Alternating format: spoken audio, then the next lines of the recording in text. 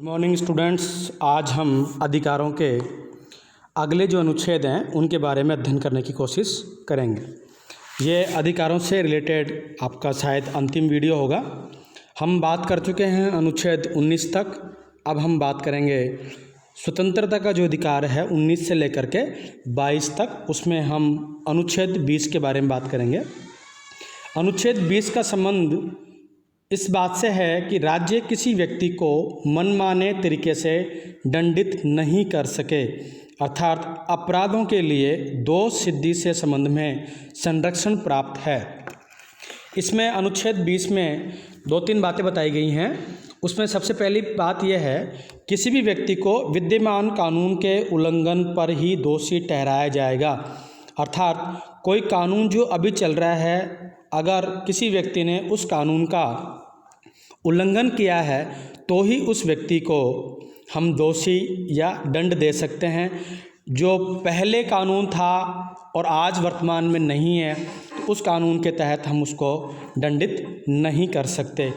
एक अपराध के लिए व्यक्ति को एक बार ही सज़ा का प्रावधान है। एक अपराध के लिए बार बार सज़ा नहीं दी जा सकती। स्वयं के विरुद्ध गवाही हेतु किसी भी व्यक्ति को बाध्य नहीं किया जा सकता। इसमें 3 शर्तें होती हैं। आपराधिक कृत्य के मामले में अभियुक्त बनाया गया हो, किसी व्यक्ति को विचारण की प्रक्रिया में उसे अपने ही विरुद्ध बाध्य किया गया हो, या उसे अपने ही विरुद्ध गवाही देने हेतु बाध्य किया गया हो। इन चीज़ों से हमें अपराधों के लिए दोष सिद्धि के संबंध में भारत सरकार के संविधान में संरक्षण प्राप्त है। 20 अनुच्छेद के बाद में अनुच्छेद 21 की बात करते हैं हम।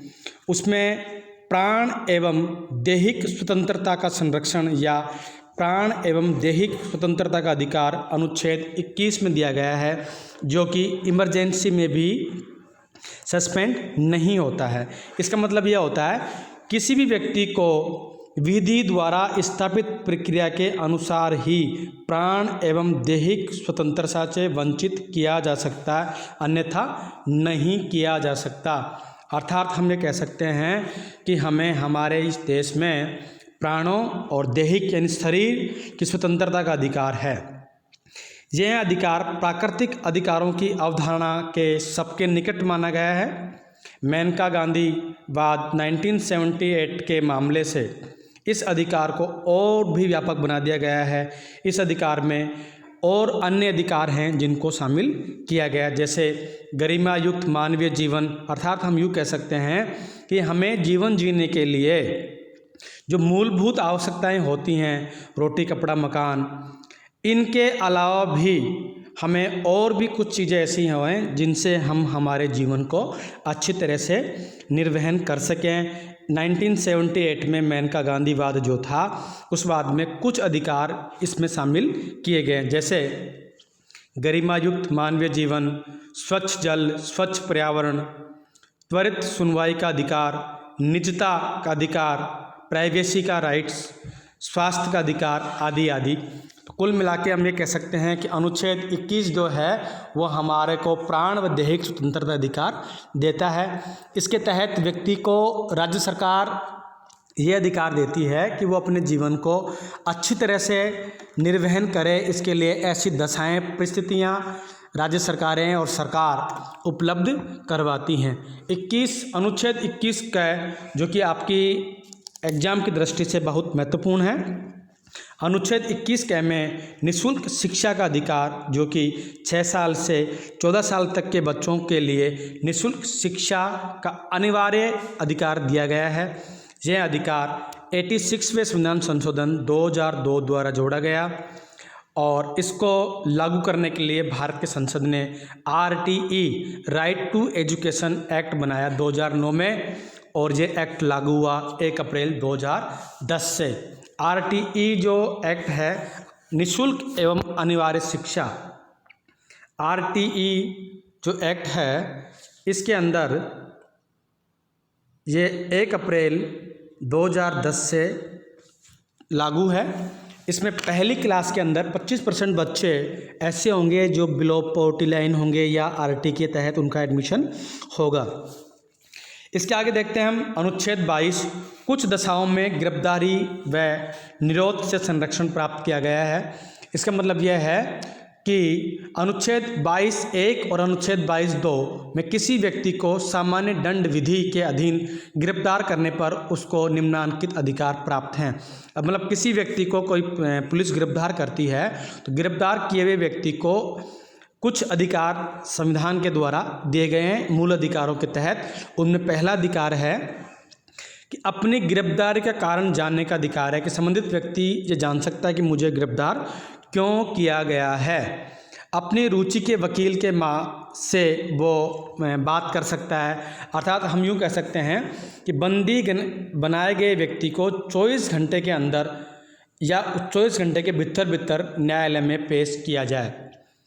ये जो ट्रांसपोर्टेशन का टाइम है वो इस 24 घंटे के अंदर इंक्लूड नहीं है, अर्थात थाने में आने के बाद में विदिन 24 आवर्स उस व्यक्ति को जुडिशियल कस्टडी में भेजना जरूरी होता है। उस संबंधित व्यक्ति को जिसको बंदी बनाया गया है उसको अपने वकील से परामर्श लेने का अधिकार है। बंदी बनाए जाने का कारण संबंधित व्यक्ति पूछ सकता है, अर्थात उसको बंदी बनाए जाने का कारण जानने का अधिकार है। यह अधिकार शत्रु देश के निवासियों तथा निवारक निरोध के तहत गिरफ्तार व्यक्तियों पर लागू नहीं होता है। निवारक निरोध का मतलब होता है प्रिवेंटिव। इसमें कोई व्यक्ति ऐसा, प्रशासन को ऐसा लगता है कि कोई व्यक्ति अपराध कर सकता है तो उसको उस अपराध होने से पहले ही गिरफ्तार करना निवारक निरोध के अंतर्गत आता है। संसद द्वारा बनाए गए निवारक निरोध से संबंधित कुछ यहाँ कानून हैं, उनके बारे में मैं आपको बताना चाहता हूँ। निवारक निरोध का मतलब हुआ प्रिवेंटिव डिटेंशन, अपराध करने से पूर्व ही संदेह के आधार पर व्यक्ति को रोकना या उसको गिरफ्तार करना। इसका प्रमुख उद्देश्य होता है कानून व्यवस्था को कोई क्षति नहीं हो उससे उसको बचाना, अपराध को होने से रोकना। जैसा कि इलेक्शन के टाइम में जो आम चुनाव होते हैं, लोकसभा, राज्यसभा, सरपंच, पंच के चुनाव होते हैं, इनमें निवारक निरोध के माध्यम से हम लगता है कि इस प्रशासन या पुलिस को कि फला व्यक्ति कोई अपराध कर सकता है या कोई बड़ा बखेड़ा फैला सकता है या कोई दिक्कत खड़ी कर सकता है या कानून व्यवस्था को बिगाड़ सकता है, तो ऐसे व्यक्तियों को अपराध करने से पहले ही संदेह के आधार पर गिरफ्तार कर लिया जाता है। इससे संबंधित कुछ कानून हमारे देश में बनाए गए हैं, जैसे निवारक निरोध अधिनियम 1950, इसको 1969 में समाप्त कर दिया गया। आंतरिक सुरक्षा अधिनियम मीसा 1978, जिसको भी 1978 में समाप्त कर दिया गया। राष्ट्रीय सुरक्षा अधिनियम रासुका, आपने सुना होगा रासुका, उसका मतलब होता है राष्ट्रीय सुरक्षा अधिनियम, जो 1980 में बना। आतंकवादी एवं विध्वंसक क्रियाकलाप निवारण अधिनियम टाडा TADA 85 में बना और 95 में समाप्त कर दिया गया। पोटा, ये कुछ कानून ऐसे हैं जो कि निवारक निरोध से रिलेटेड हैं। इसके बाद में हम अगला अधिकार पढ़ते हैं, शोषण के विरुद्ध अधिकार। यह हमारा तीसरा अधिकार है। पहला अधिकार पढ़ा आपने समानता का अधिकार, जिसका अनुच्छेद था 14 से लेकर के 18 तक। 19 से लेकर के 22 तक दूसरा अधिकार है स्वतंत्रता का अधिकार। और तीसरा जो अधिकार है वो शोषण के विरुद्ध अधिकार, वो अनुच्छेद 23 और 24 में इसके बारे में बताया गया है। अनुच्छेद 23 में बताया गया है कि मानव के दुर्व्यवहार, बेगार प्रथा और बलात्श्रम का निषेध किया गया है। बलात् का मतलब होता है जबरदस्ती किसी से कोई काम करवाया जाए। बेगार का मतलब होता है कि काम भी करवा लिया और पैसे भी नहीं दिए, अर्थात आपने संबंधित व्यक्ति ने संबंधित कोई व्यक्ति का कार्य भी कर दिया, यानी उसके घर पे कोई श्रम भी कर दिया और उसके बदले उसको पैसे भी नहीं दिए। ऐसी जो प्रथा होती है उसको बोलते हैं बेगार प्रथा।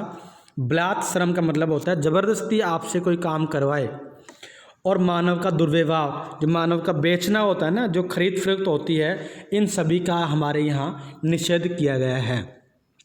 राज्य सार्वजनिक उद्देश्य हेतु अनिवार्य सेवा आरोपित कर सकती है। इसका अपवाद है कि अगर देश को कोई सार्वजनिक उद्देश्य की पूर्ति करवानी हो तो अनिवार्य रूप से सेवा के लिए कह सकती है। इसमें इस अनुच्छेद का उल्लंघन नहीं होता है। शोषण से मुक्ति हेतु संसद द्वारा निम्न कानून बनाए गए हैं कि किसी भी व्यक्ति का किसी भी स्तर पर किसी प्रकार का शोषण नहीं हो। इसके लिए बंधुआ मजदूरी व्यवस्था निवारण अधिनियम 1976 बनाया गया है। अनैतिक मानव व्यापार निवारण अधिनियम बनाया गया 1956 में। इन जो अधिनियम बने इनके तहत हम जा कर के कह सकते हैं कि साहब फला व्यक्ति हमारे साथ में बेगार करवा रहा है या ज़बरदस्ती हमारे से कोई काम करवाना चाहता है। आपसे कोई भी दुर्व्यापार, बेगार प्रथा और ज़बरदस्ती कोई काम करवाए, इसका निषेध भारत के संविधानों में अनुच्छेद 23 और 24 के माध्यम से अनुच्छेद 23 में ऐसा किया गया है। अनुच्छेद 24 जो है बाल श्रम का निषेध, अर्थात 14 वर्ष से कम आयु के बालकों को कारखानों या खानों या अन्य खतरनाक स्थलों पर कार्य हेतु नियोजित नहीं किया जा सकता। लेकिन अमूमन देखने में आता है कि 14 साल से कम उम्र के बच्चे इन जगह कार्य करते हमें मिलते हैं, जो कि कानूनन अपराध है।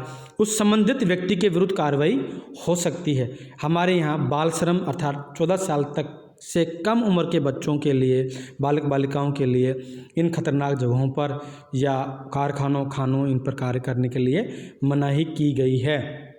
इस हेतु भी भारत में बाल श्रम अधिनियम 1986 बनाया गया है। इसके बाद में हम आगे देखते हैं अनुच्छेद 25 से लेकर 28 तक हमारा चौथा जो अधिकार है धार्मिक स्वतंत्रता का अधिकार। इसमें अनुच्छेद 25 से 28 तक धार्मिक स्वतंत्रता का अधिकार, जो कि भारत एक धर्मनिरपेक्ष राष्ट्र है, देश है। हमारे यहाँ सभी धर्मों के धर्मावलंबी निवास करते हैं। हमारे यहाँ कोई भी राष्ट्र धर्म नहीं है, ना तो हमारे हिंदू राष्ट्र धर्म है, ना ही मुस्लिम, सिख, ईसाई, बौद्ध। कुल मिला के कहने का मतलब ये हुआ कि हमारे यहाँ धर्मनिरपेक्षता को अपनाया गया, अर्थात हमें किसी भी धर्म को पालन करने और आदर करने की स्वतंत्रता है। अर्थात हम यूँ कह सकते हैं कि हम जैसे मान लो कि हम हिंदू धर्म से बिलोंग करते हैं तो हम हमारे धर्म का पालन करें और अन्य धर्मों का आदर करें। हमारे यहाँ कोई भी धर्म राष्ट्र धर्म की श्रेणी में नहीं आता है। अनुच्छेद 25 ये यही कहता है कि आपको कोई भी धर्म अगर आपको अडॉप्ट करना है तो आप उसको अडॉप्ट कर सकते हैं। अनुच्छेद 25 में कहा गया है अंतःकरण की तथा किसी भी धर्म के अबाध रूप से मानने और उसके प्रचार प्रसार करने की स्वतंत्रता हमें अनुच्छेद 25 के तहत मिली हुई है। लेकिन इसके ऊपर कुछ प्रतिबंध लगाए गए हैं। लोक व्यवस्था नहीं बिगड़नी चाहिए, सदाचार रहना चाहिए। अनुच्छेद 25(2) है सार्वजनिक प्रकार की हिंदुओं की संस्थाओं को हिंदुओं के सभी वर्गों और अनुभागों हेतु खोलने पर उपबंध करता है।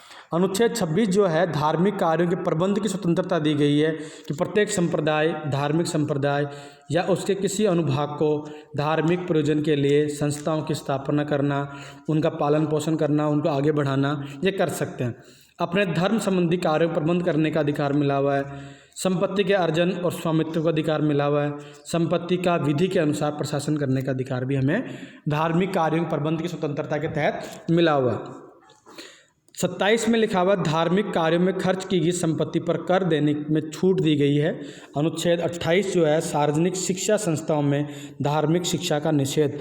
हमारे यहाँ किसी भी प्रकार की जो शिक्षण संस्थाएं हैं उनमें किसी प्रकार का धार्मिक जो शिक्षा है वो देना बैन किया गया है। आगे देखते हैं हम 29 और 30 जो है वो अगला हमारा अधिकार है शिक्षा एवं संस्कृति का अधिकार। इसके अंदर प्रत्येक व्यक्ति को अपनी भाषा, लिपि, संस्कृति बनाए रखने का अधिकार है।